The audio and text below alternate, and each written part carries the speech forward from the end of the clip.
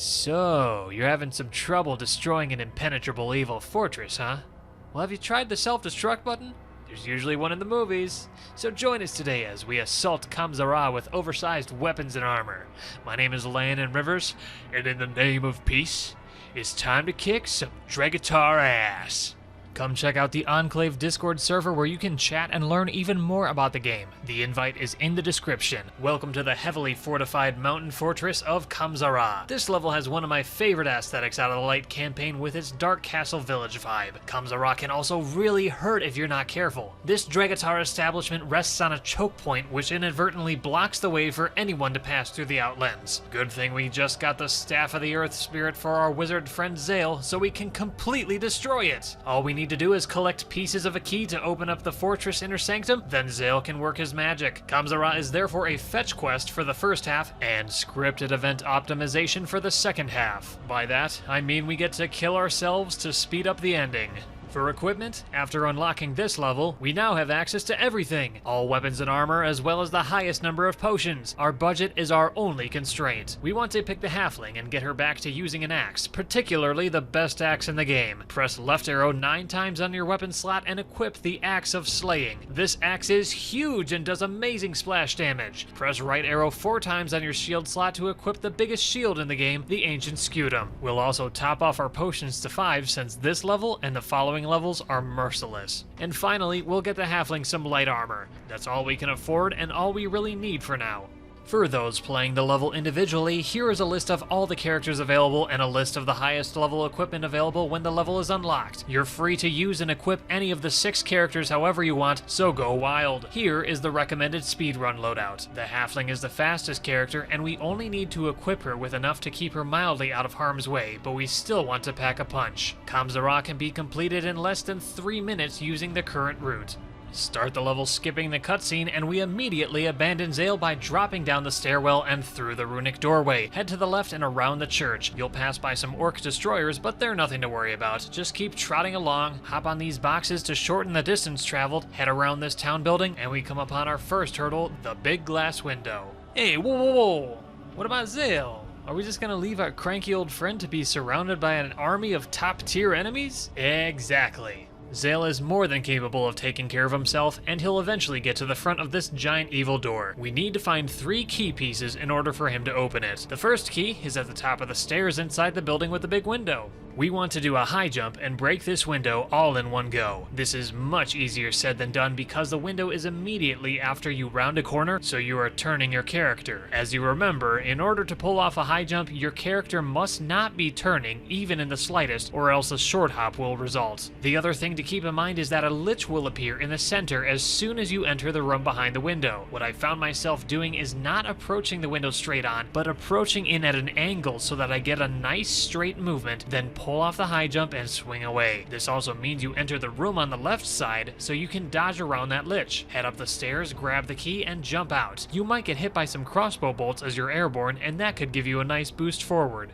Head back to the right and into the gatehouse. Jump on this box and round the corner, making sure not to get blocked by the torch. Head through and up the stairs, then right-click on the rope crank. Turn around quickly and perform a false crouch stance to optimize going under the rising gate. There will be a sorceress and orc waiting for you as you go up the stairs, and they will most likely be in a position to block you, so get a running combo started as you're near the top of the stairs. The sorceress might do a panic attack and further block you. Luckily, your Axe of Slaying has a super high splash radius, so it's possible for you to take the orc and the sorceress out in one final blow.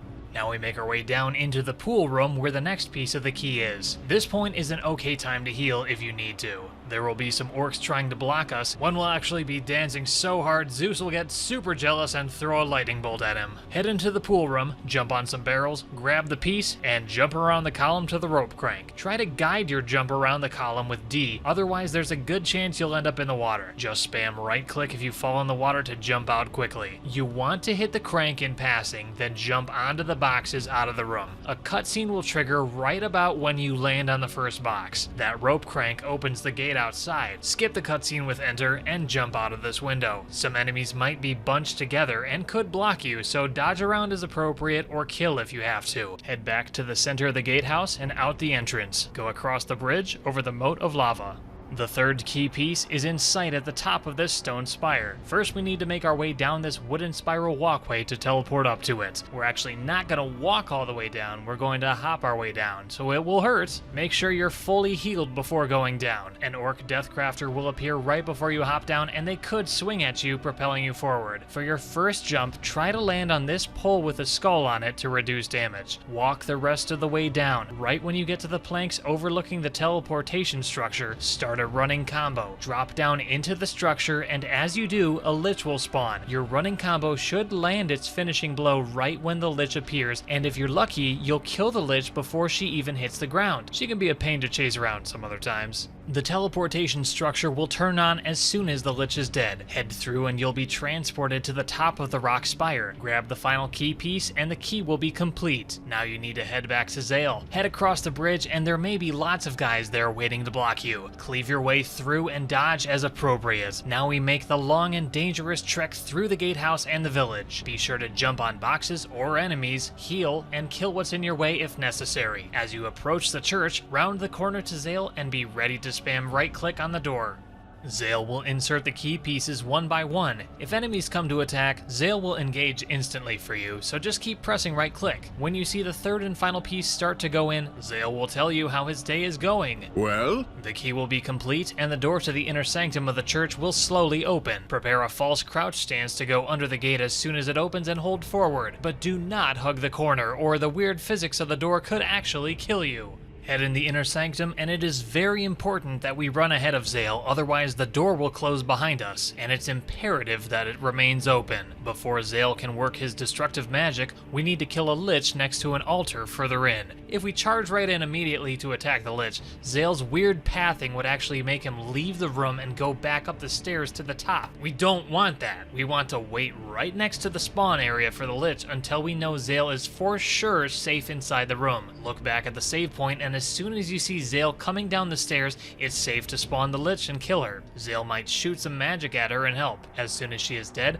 Zale will head to the center to perform the destruction ritual. That's right, there's a hidden button in the inner sanctum which is basically the self-destruct button. Zale says some dumb stuff like, "In the name of peace," and eventually pushes the button. Well, to speed this along, if you remember, we can kill ourselves, spam enter on the revival cutscene, and have it skip in-game time ahead a little bit. What's the quickest way to kill ourselves from here? Run up the church and jump off the balcony. Now, you may be tempted to do this more than once, but the timing would not allow for it, because if you kill yourself the second time, and Zale is already heading out from his ritual, you'll respawn in the room and the door will be closed. Why is this bad?